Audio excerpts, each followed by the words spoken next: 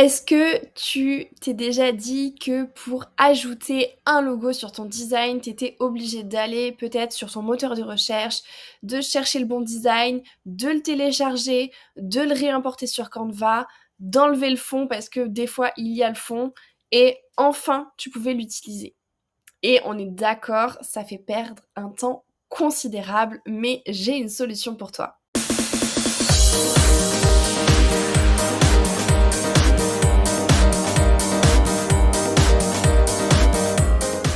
Hello, j'espère que tu vas bien, c'est Marine et je suis ravie de te retrouver dans cette nouvelle vidéo pour parler avec toi d'une technique, d'une astuce sur Canva qui va te permettre d'éviter d'aller chercher le logo qu'il te faut absolument sur ton moteur de recherche pour le réimporter par la suite sur Canva.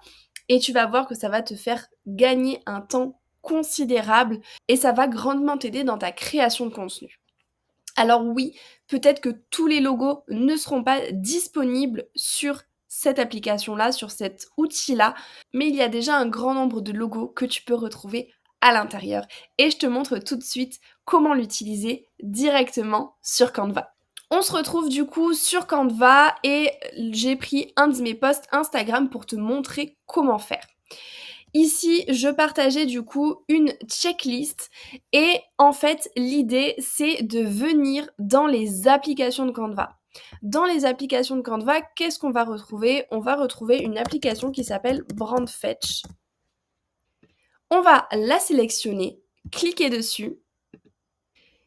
Et en fait, ici, on a comme un moteur de recherche à l'intérieur de cette application qui va nous permettre de noter le nom de l'outil pour lequel on a besoin d'un logo.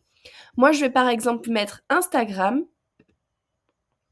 Et ici, comme par magie, m'apparaissent les différents logos d'Instagram. Donc, on a différentes couleurs. On a avec des fonds, sans fond, juste les contours, juste les noms. Le logo nom Instagram, mais on a également toute la banque des couleurs d'Instagram, mais également des images. Donc là, on a juste une image du dégradé qui reprend les couleurs de Canva, mais pour d'autres entreprises, on va avoir d'autres images qui représentent leur univers, leur identité de marque. Et du coup, là, rien de plus simple, maintenant, on a juste à cliquer sur notre logo et il apparaît tout simplement comme un élément Canva sur notre design et on va pouvoir venir l'ajouter à notre design et l'utiliser, le grandir, le grossir comme on le souhaite pour habiller notre contenu. Et on peut faire ça avec plein d'autres outils. On peut par exemple retrouver ChatGPT pour lequel on a notre logo et on a les couleurs ici. On peut le retrouver par exemple pour des entreprises comme Apple. Donc on va encore avoir ici les différents logos, les différentes couleurs d'Apple et des images aussi qui correspondent à l'univers d'Apple. On peut voir aussi par exemple Coca-Cola. Donc ici, encore une fois, on a plusieurs logos qui viennent représenter la marque.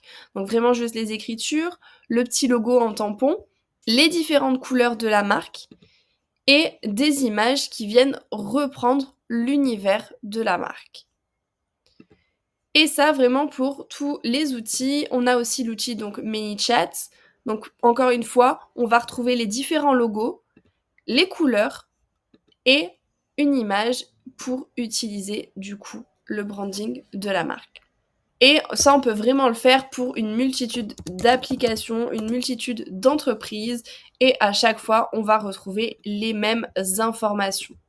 Et franchement, je peux t'assurer que moi, cet outil, cette application Canva, je ne m'en passe absolument plus et ça m'évite de perdre un temps monstre à aller sur un moteur de recherche, à télécharger du coup un design, le réimporter sur Canva, supprimer le fond si bien sûr je l'avais téléchargé avec le fond pour enfin l'utiliser. Donc là vraiment le temps il est diminué par plus de la moitié et ça va tellement vite, c'est tellement pratique, c'est tellement efficace. Alors oui, comme je te l'ai dit, il y aura peut-être pas toutes les entreprises, mais en tout cas les plus importantes y sont.